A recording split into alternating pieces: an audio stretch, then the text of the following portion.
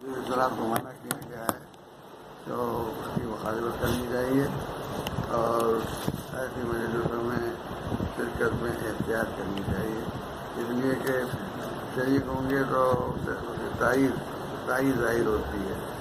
تو کم سے کم یہ ہے کہ آدمی تائید ظاہر نہ ہو، جو چیزیں سنت کے خلاف کی جا رہی ہیں ان کو ناپسند کرنے کا انداز سامنے آنا چاہیے۔ وہ بائیکاٹ کے ذریعے مجھے کہ ان دعوتوں کو اوائڈ کرنے کے ذریعے ہو سکتا ہے۔ اپنے کو سے صاف صاف آتا بھی ہے کہ غلط اگر کام ہو رہا ہو تو معاشرہ نکل جائے، تاکہ کم سے کم یہ ہے کہ اس کی تائید میں ظاہر ہو، لیکن اس طریقے سے کرنا چاہیے جس میں کسی کی توہین نہ ہو، کسی کی تحقیر نہ ہو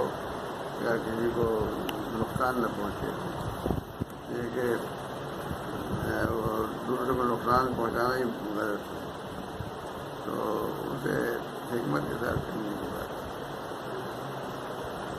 مولانا ایک توجہ دلانا تھا،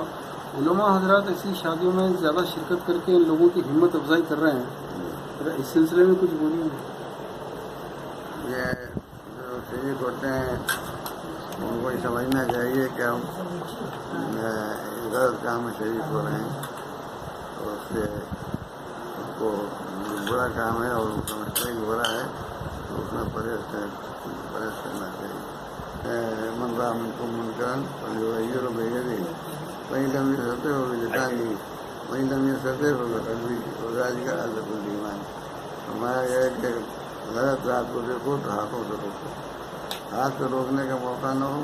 زبان سے کہو، اور زبان سے بھی کہنے کا موقع نہ ہو تو دل سے برا سمجھو، وہی سب یہ ایمان کمزور کر جائے۔ اس سے پوری بات واضح ہو جاتی ہے کہ ہم کس بات پر روک سکتے ہیں، کس بات پر ہم خاموش رہ سکتے ہیں، اور کس بات کو صرف دل سے بدل سکتے ہیں۔ اور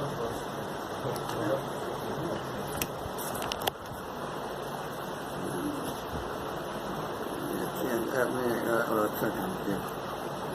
ضرور، تنقید تو ضروری ہے، غلط کام کی تنقید ضروری ہے، اور شریعت نے اس کو 3 درجے بتا دیے۔